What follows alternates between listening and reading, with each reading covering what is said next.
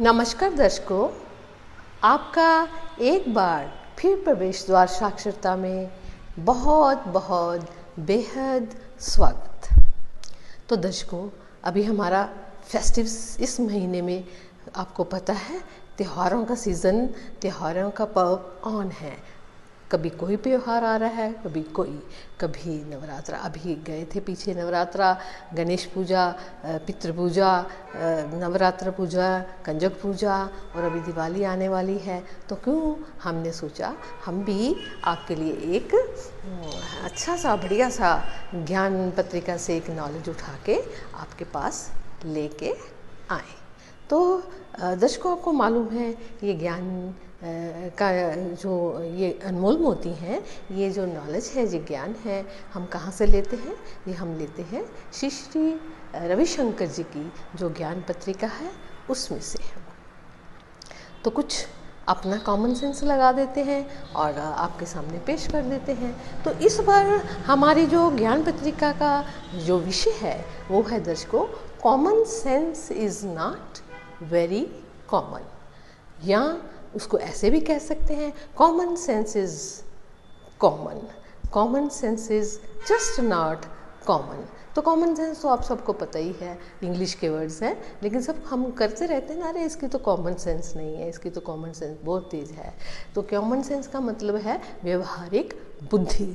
जैसे आपको बाहर जाते हैं, सर्दी लगती है, तो आपकी कॉमन सेंस क्या कहती है कि अब हम मेरे को थोड़ा ढकना चाहिए, गर्म कपड़ा पहनना चाहिए। तो इस तरह से हर पता नहीं कहाँ हम रोज़ हज़ारों की तादाद में अपनी कॉमन सेंस का इस्तेमाल करते हैं। तो आज की ज्ञान की जो नॉलेज शीट है, जो ज्ञान पत्रिका से हमने जो ज्ञान उठाया है, उसका मुद्दा है भगवान कृष्ण की 16,000 पत्नियाँ। तो दर्शकों, हम जब बच्चे थे तो हम पॉकेट बुक्स पढ़ते थे या टीवी सीरियल्स देखते थे, तो उनमें कई बार हमारे कानों में ये शब्द पड़ता था कि भगवान श्री कृष्ण की 8 पटरानियाँ थी और 16,000 पत्नियाँ थी। तो हम तब हमारी बुद्धि इतना तर्क के लेवल पे इतनी एडवांस नहीं थी और हम नहीं कर सकते। तो हमारे ज़माने में ये भी नहीं होता था कि हम माँ बाप से लॉजिक करें। आजकल के बच्चे तो बहुत तेज़ हैं इस मामले में, पहले लॉजिक समझते, और जो अच्छी बात है कि लॉजिक तो लेना ही चाहिए, और हम ऐसे ही चीज़ों को एक्सेप्ट करते थे। लेकिन मेरी ये हमेशा रही कोशिश कि ये मैं जब बड़ी हो जाऊँगी तो इस चीज़ को जो कि मैंने सुना है, मैं ज़रूर इस पे तहकीकात करूँगी। तो मैंने क्या किया, दर्शकों, गूगल में जाके और एक दो जगह जाके मैंने सर्च किया, तो अब मैं आपके सामने वो चीज़ पेश कर रही हूँ। तो भगवान कृष्ण की तो मेरे दिमाग में बहुत ही आता था कि जो इतना उच्च ग्रंथ दुनिया का, जिसकी इतनी इज्जत है दुनिया में, भगवद गीता, जिसका इतना सम्मान है पूरी दुनिया में, लोग जिसको पढ़ते ही सारी अपनी छोड़ छाड़ के भागते हैं कृष्ण के चरणों में। तो ये बंदा, ये इंसान, ये चरित्र ऐसे कैसे हो सकता है कि 16,000 पत्नियाँ रख सकता है? It's not possible. तो क्या था, हमने जब खूब पढ़ा तो हम आपके सामने बता रहे हैं कि ऐसा था कि भगवान कृष्ण की वो बहुत से याद करती थी उनको हमेशा, आओ हमें बचाओ। तो भगवान कृष्ण को नरकासुर के साथ युद्ध करना पड़ा। तो ये बड़ा भयानक राक्षस था जिसने 16,000 कन्याओं को, लड़कियों को, स्त्रियों को अपने हरम में डाला हुआ था और सेक्स की जो थी स्लेवरी करवा रहा था।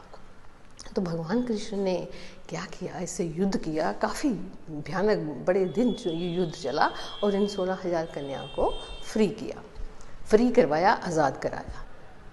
तो जब वो आज़ाद हो गई, तो जब वो उनके चरणों में पड़ी तो उन्होंने कहा, हम कहाँ जाएं?